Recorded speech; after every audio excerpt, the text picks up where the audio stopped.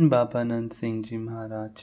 कथा राय बहादुर नारायण सिंह दिल्ली वालों की आगे की कथा।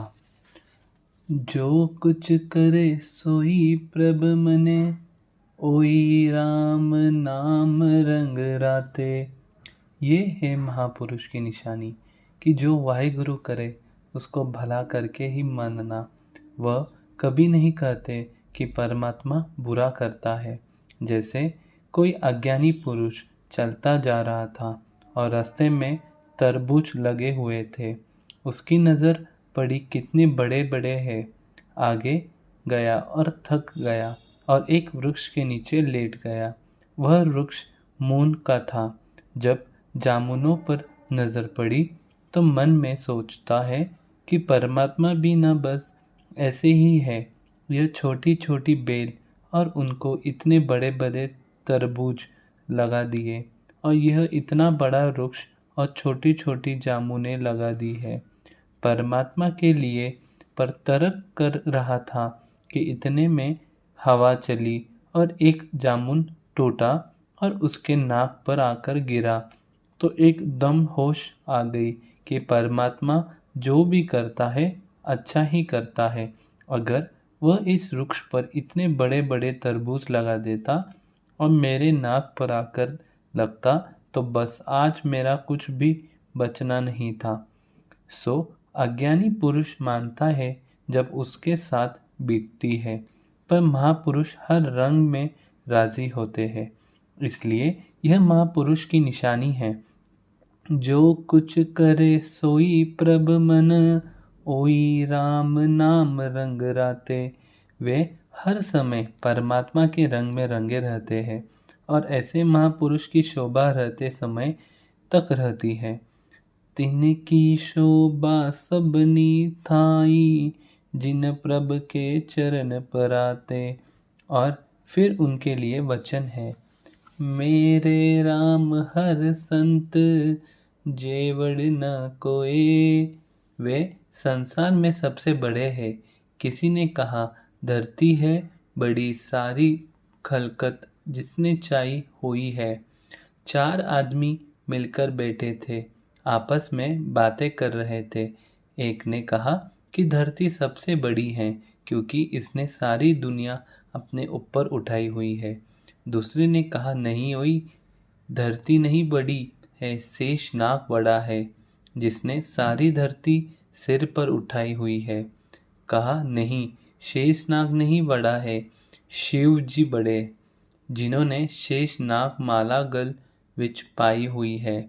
कहा नहीं, शिव जी नहीं बड़े है, कैलाश वड्डा, जिते शिव जी ने धुनी रमाई हुई है।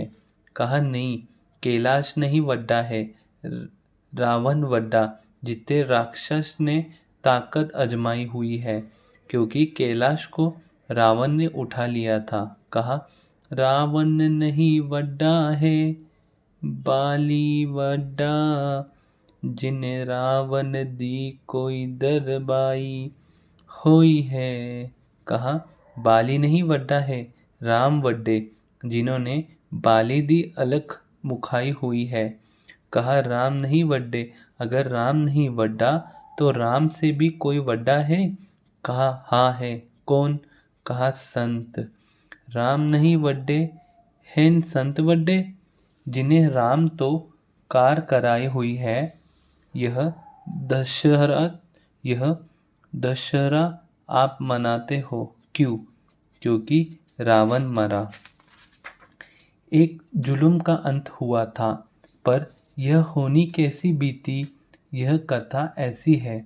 रावण ने अपने मंत्रियों से पूछा कि मेरे राज्य में सभी टैक्स दे रहे हैं कि नहीं। मंत्रियों ने कहा कि जी, बाकी तो सारे टैक्स दे रहे हैं, पर वे वृक्षों के झुंड में बैठे महापुरुष टैक्स नहीं दे रहे हैं। रावण राजा चलकर आया और कहा क्यों भाई आप टैक्स नहीं देते? महापुरुषों ने कहा काम तो हम कोई करते नहीं, भूख लगती है वृक्ष से पत्ते तोड़कर हम खा लेते हैं, प्यास लगती है तो चश्मे से पानी लाकर पी लेते हैं, आपको किस बात का टैक्स दे? कहा, मेरा राज्य में रहते हो? ऋषियों ने कहा, अगर हम आपके राज्य में रहते हैं तो शास्त्र कहता है कि जो कमाई हम करेंगे आप उसका 10वां हिस्सा तू लेगा। कहा, यह तो गुप्त बात है, मैं प्रत्यक्ष टैक्स लूँगा। कहा, फिर हमारी तलाशी ले ले, हमारे पास क्या है?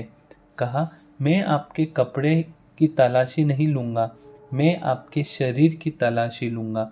अगर आपके शरीर में खून से अगर आपके शरीर में खून है तो मुझे खून दे दो। तो ऋषि ने टांगे आगे कर दी। कहा, ले राजा, अगर खून का भूखा है, प्यास है तो खून निकाल ले। ऋषि की पीडलियों को इकट्ठा करके खून निकाल लिया। खून का घड़ा भर गया और जब रावण के सामने आया तो हृदय काँप उठा, क्योंकि पापी के मरने को पाप महाबली है। पाप है तो बुरा, पर पापी को बहुत प्यारा लगता है। जैसे महापुरुष धारणा पढ़ते हैं, पाप है ता बुरा लगदा पापी नू प्यारा। रावण डर गया कि पाप कर बैठा हूँ, तो इसलिए पंडितों ने बताया कि अगर यह घड़ा अपने राज्य में दबाएगा तो अकाल पड़ जाएगा। तो इसने राजा जनक के राज्य की सीमा में दबा दिया। वहाँ अकाल पड़ गया तो राजा जनक ने आप हाल चलाया, धरती में से एक घड़ा निकाला। उस घड़े में से निकली सीता और समयानुसार वह रावण का काल बन गई। कहा, यह क्यों हुआ? सब कुछ किसने करवाया? कहा, संतों ने। इसीलिए राम ही वड्डा हैं संत वड्डे, जिन्होंने राम तो कार कराई हुई है। मेरे राम हर संत जेवड़ न कोय, क्योंकि भगत बनी ओई प्रभ। अपने सिर जल बल महिलाई सोई। वैसे महापुरुष का जिसको साथ हो गया तो समझो रंग लग गया। पर कर्मों के बिना मेल नहीं। धारणा, कर्मा दे सोड न एवे, नहीं साधु मिल दे। जब किसी इलाके की संगत के पुण्य प्रबल हो जाते हैं तो फिर संतों को चलकर भी जाना पड़ता है। और कई बार अगर किसी को पुण्य न हो और वह आदमी महापुरुष के पास चलकर आ भी जाए तो भी महापुरुष उसको निकट नहीं आने देते। आज दिल्ली की संगत के भाग्य जागे। बाबा नरसिंह जी महापुरुष दिल्ली पहुँचे। खूनी नाले ठहरे। बेअंत संगतें दर्शन के लिए आ रही है। बाबा जी के प्रसंग सुनकर एक दिल्ली अमीर राय बहादुर नारायण सिंह ठेकेदार भी संगत के साथ दीवान में हाजिर हुआ। अब आप सोचोगे, एक ठेकेदार है पर इसको राय बहादुर का किताब क्यों दिया जा रहा है? सो इसका उत्तर यह है कि जो अंग्रेज थे वह बहुत ही समझदार और ईमानदार और इनासियों रखने वाले और लोगों को न्याय देने वाले थे। रिश्वत का, सिफारिश और बेईमानी का किसी के साथ धक्का उनके राज्य में नहीं था। सो इसी तरह अंग्रेज ने जब पालियतों में बनाई और जिस ठेकेदार ने जल्दी व बड़ाई काम करके दिया तो उनको बहुत इनाम दिए गए। वह साथ ही साथ राय बहादुर के किताब से सम्मानित किया गया। आज की तरह नहीं कि सिर्फ किताब दे दो और पूछो, और पूछना बिल्कुल नहीं। जैसे सिख को मरवाना हो तो सिख बहुत बहादुर कौम है, और कोई रियायत देने का समय आए तो सिख को जराया पेश कौम भाव डाकू ही बताते हैं। जैसे कोई कथावाचक कलकत्ते गुरुद्वारे गए, कोई कई दिन कथा करके रहे, पर जब वह वापस जाने लगे तो कैमरे वाले ने बहुत सत्कार किया और जाते समय कहा, जी आपका बहुत धन्यवाद है। और जब वह कथावाचक रिक्शा पर बैठकर स्टेशन पर गया और रिक्शा वाले को कहा, भाई आपका धन्यवाद है, पर वह कहता, मुझे तो पैसे चाहिए, इस धन्यवाद की ज़रूरत नहीं। तो कथावाचक ने कहा, मुझे तो मिला ही धन्यवाद है, पर चल वापस चल। जब गुरुद्वारा पहुंचा तो बताया कि भाई, यह जो धन्यवाद आपने मुझे दिया है, यह धन्यवाद तो आपके कलकत्ते में भी नहीं चलता, बाहर जाकर क्या चलेगा। तो उनको बहुत शर्म आई, तो फिर योग्य भेंटा दी। तो कहने का तात्पर्य है कि अंग्रेज केवल खाली सम्मान ही नहीं देते थे, उसके किताब के मुताबिक उसको ऊंचा भी उठाते थे। वह राय बहादुर नेर सिंह बाबा जी की शोभा सुनकर दर्शन के लिए आया। अब कीर्तन शुरू हो गया। रागी सिंह ने शान बजाई। वह राय बहादुर नैरेन सिंह बाबा जी की शोभा सुनकर दर्शन को आया। अब कीर्तन शुरू हो गया। रागी सिंह ने शान बजाई। अब कई सोचेंगे कि यह शान क्या होता है। यह शान उसको कहते हैं जो कीर्तन के शुरू में सिर्फ खाली साजा बजाकर अच्छा खड़का दड़का करता और वह बहुत आनंदमय समय बन जाता है। यह शान की मर्यादा नानकसा में और राजा साहिब की टकसाला में है, बाकी सारी टकसालों में जरूर नहीं है। बाबा नरसिंह जी जहाँ नाम के महान रसिए थे, वहाँ कीर्तन के भी रसिए थे, जिस करके नानकसर टकसाल में बहुत महान कीर्तनीय हुए हैं। जब रागी सिंह ने शान बजाई तो राय बहादुर को बहुत बहुत सरूर आया, जिसके वह उठकर नाचने लग पड़ा। पर यह गुरु घर की मर्यादा नहीं कि कोई नाचने लग जाए, पर प्रेम के आगे नेम नहीं रहता। शान के बाद दंडोवत और फिर शब पड़ा, फिर धारणा लगाई।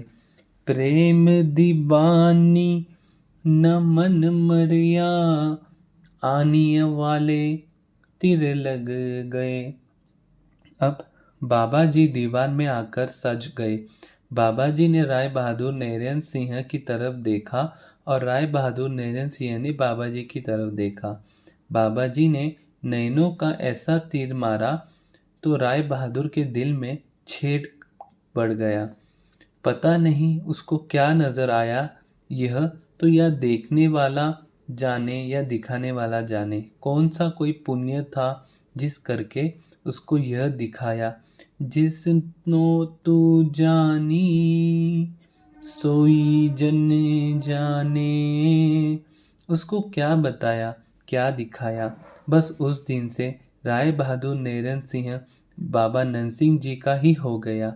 एक बार दमदमे साहिब की वैसाखी पर मेल होने उपरांत बाबा जी के बारे बातें चल पड़ी और कुछ दिनों के पश्चात राय बहादुर दर्शन करने के लिए कलेरा आया।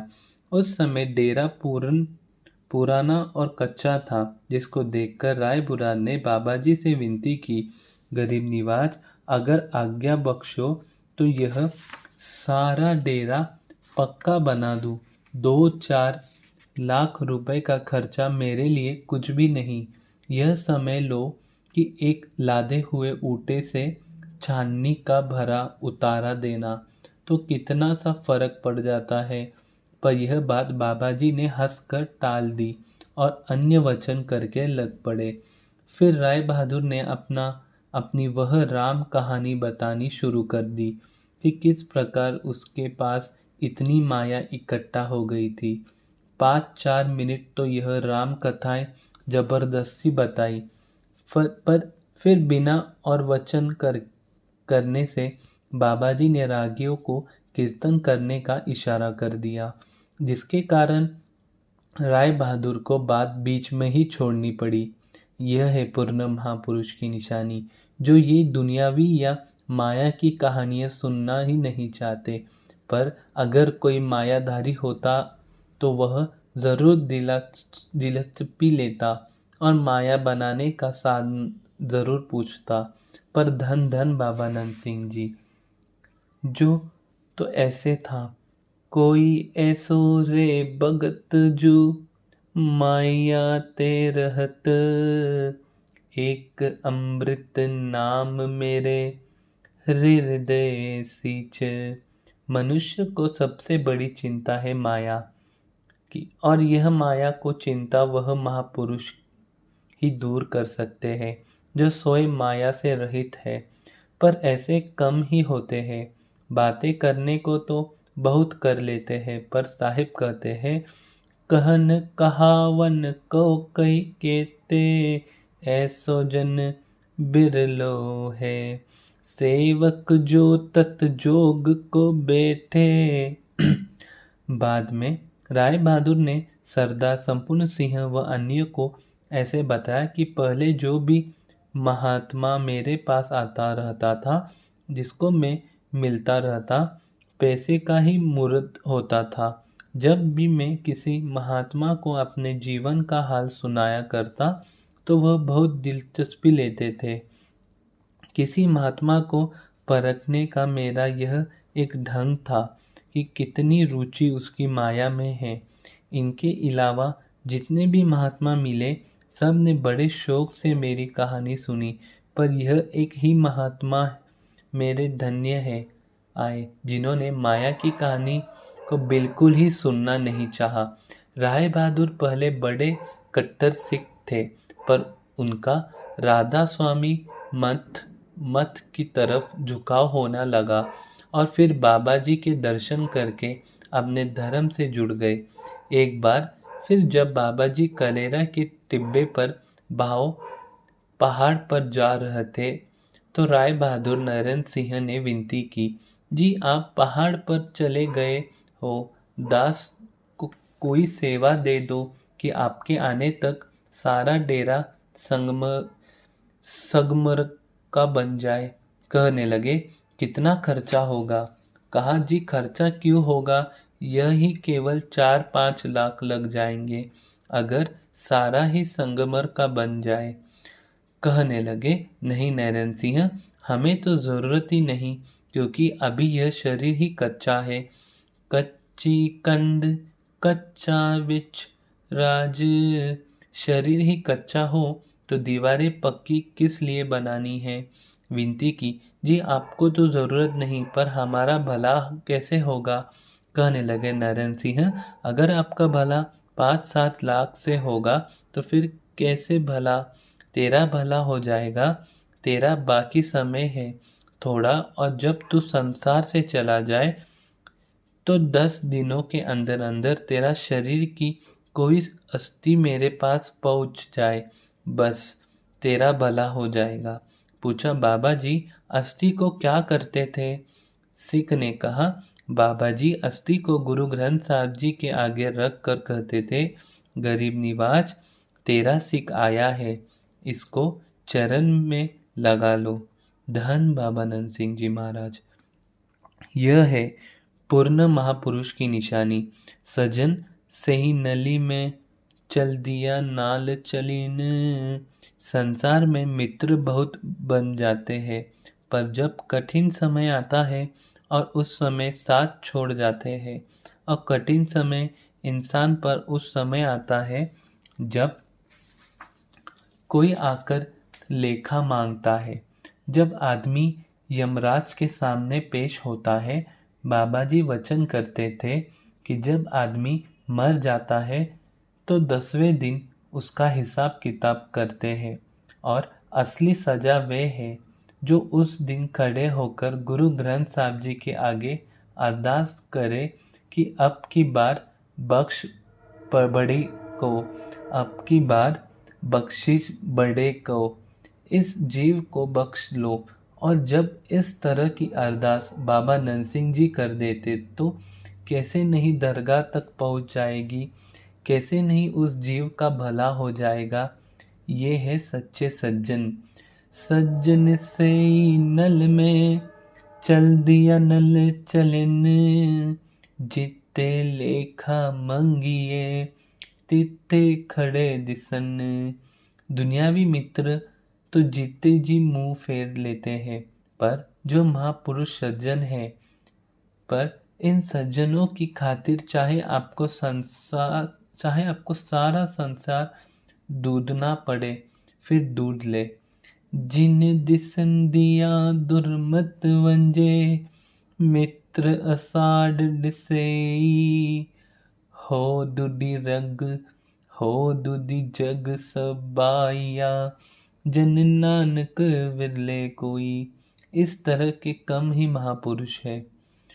ओह जीवड़ बिछड़े, अह मोहि न जोई छोड़े। जैसे महापुरुष झाड़ना पड़ते थे।